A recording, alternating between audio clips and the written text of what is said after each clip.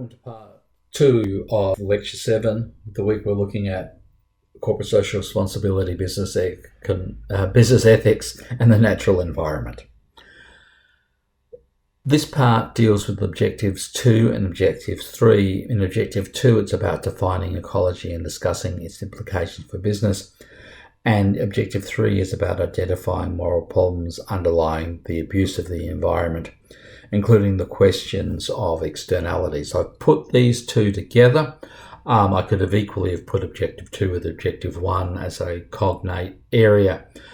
Objective 2 is really about setting at the stage, and I suppose in a way I've set the stage of where business relates to the natural environment and business ethics, corporate responsibility, and that relates to the natural environment to ecology in Objective 1. As a business operates, it functions within an ecological system. That's the natural environment. There are lots of interdependencies. Producers, consumers, predators, prey, hosts and parasites all linked together. That creates an interlocking ecosystem of checks and balances that stabilize the system. If something within that system gets out of alignment, it affects and has roll-on effects to the rest of the environment, which can roll on to effects on other industry, to society, and to the people within it.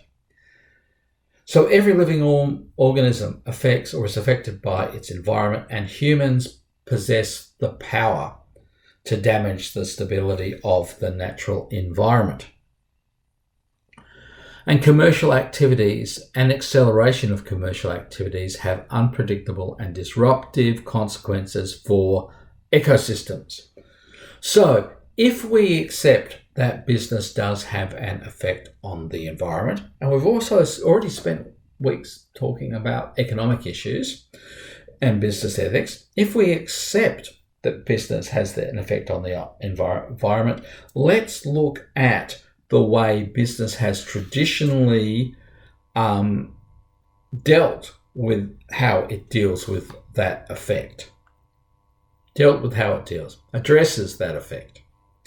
And what moral problems arise from that. The traditional view of business is that it's an externality that they don't have to pay. The environment is an externality that they don't have to pay for.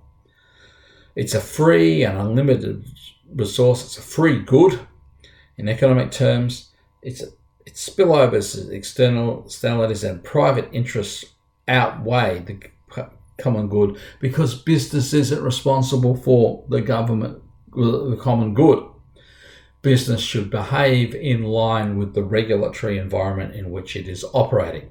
And as we know, business can affect the regulatory environment through lobbying. We've seen that just in COVID with the meat plants lobbying the government to make them essential services. The meat plants in the US lobbying the government to make them essential services under the Defence Production Act, which means they can't be closed by state governments. Meat processing plants are large sites where people work in close proximity, which therefore have a high likelihood of, if one person gets COVID-19, it affects the whole factory area and therefore affects the community in which it operates in. So we've seen that in Victoria just this week, a meat packing plant being a meat processing plant being closed because of a COVID outbreak. The Victorian government has acted in a particular way. The meatpacking plant here seems to be following all rules and regulations, attempting to address the issue. In the US, by creating it as a Defence Production Act, and I know this is an environmental example, but it's an example of lobbying that influences the relationship between business and government, which affects our understanding of what compliance with legislation is.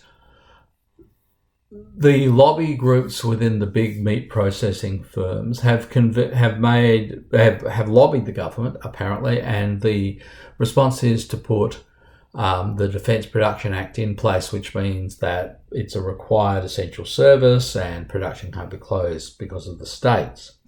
This has meant not only do these these sites remain open, not only do these sites only have to comply with guidelines rather than actual particular regulations, but also because they are being required to stay open by the government through the Defence Production Act, it insulates the company from legal action for wrongful death, for occupational health and safety related to their workers. Private interest over a common good. The question you have to ask in relation to businesses' role and responsibilities is who should pay for the costs of pollution control, who is responsible, who will benefit,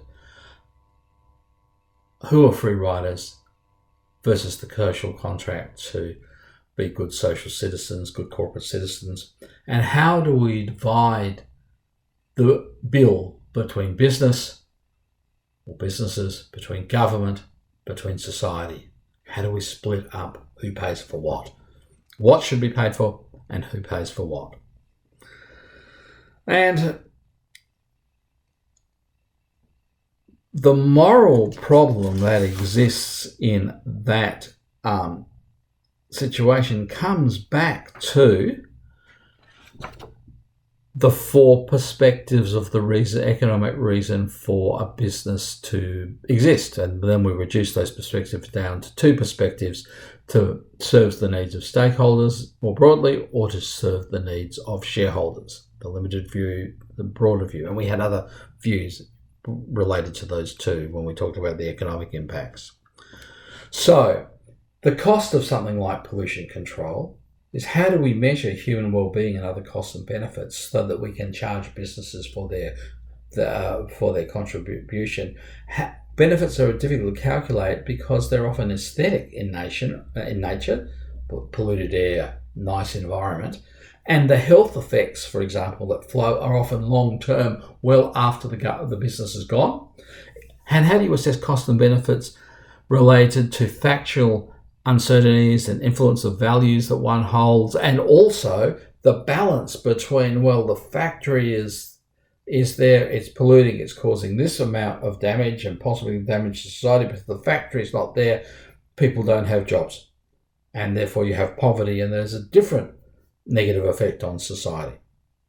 Now, I've said those as if they're zero-sum game. They're not. There are interactions. It's a complex interaction. There's a whole field of economics called ecological economics, which is how you equate the value of something with its replacement cost. So it's about measuring the environmental impact.